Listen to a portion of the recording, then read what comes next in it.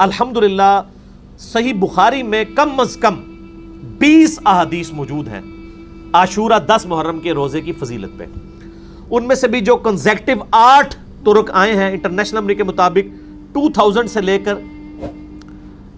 2007 तक, इस बाब का नाम ही है सियाम यौम आशूरा, यानी यौम आशूरा का जो रोज़ा है उससे मुतालिक।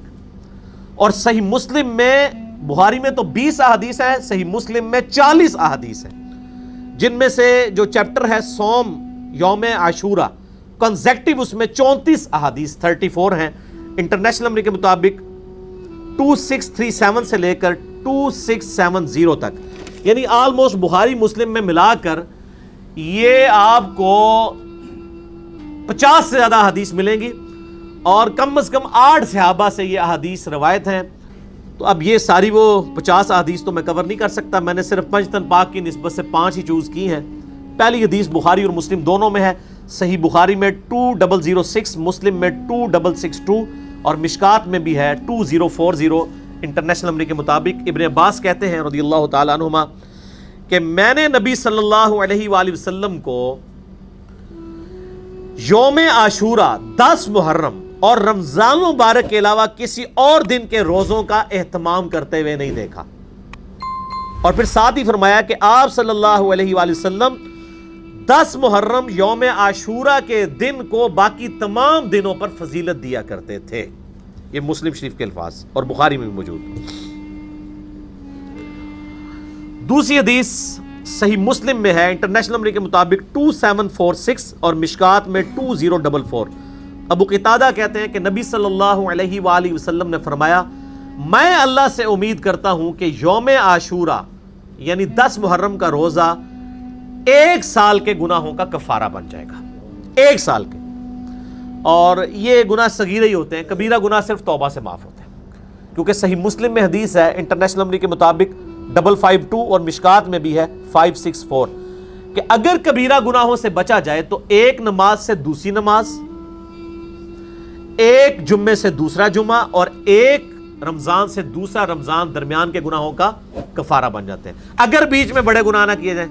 अब ये नहीं कि एक बंदा एक जुम्मा पढ़े अगला जुम्मा पढ़ ले, बीच के गुनाह माफ नहीं, नमाज छोड़ना खुद कबीरा गुनाह है। सही मुस्लिम में 246 नंबर हदीस है, बंदे के कुफ्र और इस्लाम के दरमियान फर्क की नमाज है, तो नमाज छोड़ने से बड़ा कोई कबीरा। तो कबीरा गुनाहों से बचा जाए तो छोटे मोटे गुनाह जो हैं वो इस तरह के रोज़ों से माफ हो जाते हैं। तीसरी हदीस भी बुखारी और मुस्लिम दोनों में है, बुखारी में 2002, मुस्लिम में 2637। अम्मा आयशा रज़ियल्लाहु ताला अन्हा कहती हैं कि कुरैश मक्का भी ज़माने जहालियत में आशूरा का रोज़ा रखा करते थे। और मेरा गुमान यह है कि चूँकि इब्राहीम अलैहिस्सलाम को आतिश नमरूद से निजात मिली थी तो बनु इस्माइल को भी आशूरा के दिन की फजीलत पता थी। हालांकि मुशरिकीन अरब बुत परस्त थे, वो भी आशूरा का रोज़ा रखा करते थे। तो नबी सल्लल्लाहु अलैहि वसल्लम भी मक्के में आशूरा का रोज़ा रखा करते थे। रमज़ान शरीफ तो मदीने में फ़र्ज हुए ना रोज़े, मक्के में आप आशूरा का रोज़ा रखा करते थे।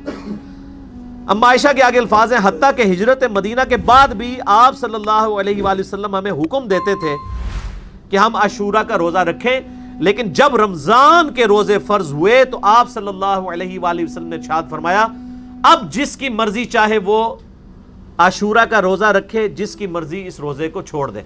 यानी रमज़ान के रोज़े जब फ़र्ज हुए तो नबी सल्लल्लाहु अलैहि वसल्लम ने इसको ऑब्लिगेटरी नहीं रहने दिया, बल्कि इसको ऑप्शनल रख दिया कि 10 मुहर्रम का रोज़ा ये नफली रोज़ा है, आपको रख ले सवाब है, कुछ छोड़ दे कोई गुनाह नहीं, ये फ़र्ज नहीं है।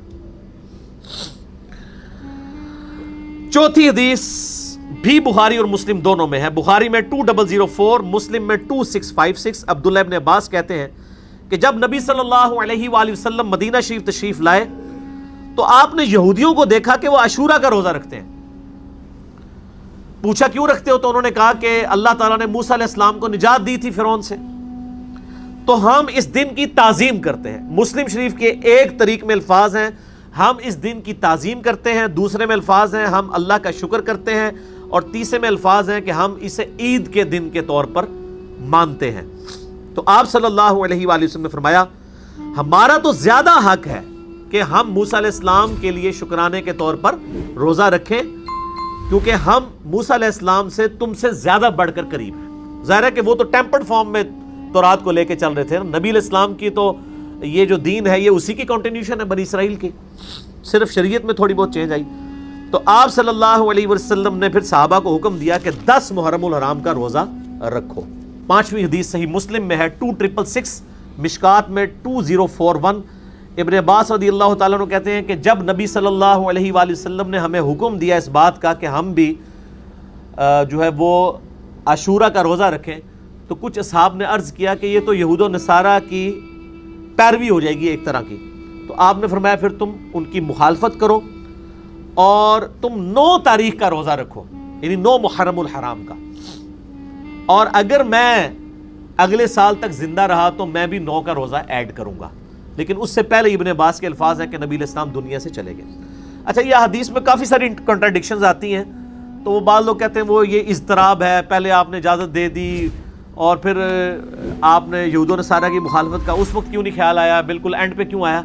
بیسیکلی یہ گریجولی شریعت کے احکام ایوالو ہوتے ہیں، یہ نہیں ہوتا کہ مطلب وہ ایک دن میں ساری چیزیں سیٹل ہو جاتی ہیں۔ تو یہ یعنی الٹیمیٹلی یہ ڈیسیژن ہوا۔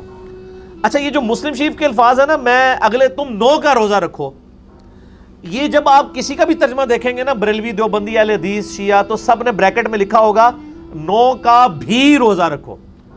یہ بھی جو انہوں نے لگائی ہوئی ہے نا، یہ حدیث میں نہیں ہے، لیکن لگائی صحیح ہوئی ہے۔ پہلی شاید جڑی کہ صحیح لائی ہوئی ہے انہوں نے، وہ اس لیے لگائی ہے کہ جامعہ ترمذی میں حدیث ہے 755 انٹرنیشنل نمبر کے مطابق کہ ابن عباس نے فرمایا کہ نبی علیہ السلام ہمیں یوم عاشورہ کا روزہ 10 محرم کو رکھنے کا کہتے تھے۔ اس میں 10 کی تاریخ بھی آ گئی۔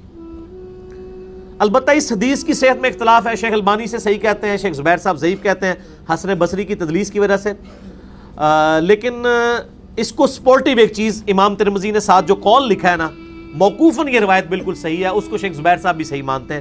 امام ترمذی نے اس حدیث 755 کے ساتھ لکھا، ابن عباس فرمایا کرتے تھے کہ 9 اور 10 2 روزے رکھ کر یہودیوں کی مخالفت کرو، اور اس کی پوری سند ہے سنن کبریٰ البیہقی میں انٹرنیشنل نمبر کے مطابق 8187 جلد 4 پیج 287 پہ، جسے شیخ زبیر صاحب نے بھی اپنے الحدیث رسالے میں لکھا ابن عباس کے اس قول کو جو ترمذی لے کے آئے ہیں۔ اور میں نے پہلے بھی عرض کیا ہے کہ اگر کوئی صحابی کی حدیث موقوف ثابت ہو جائے تو مرفوع حدیث اگر ضعیف بھی ہو نا، اس کو سپورٹ مل جاتی ہے۔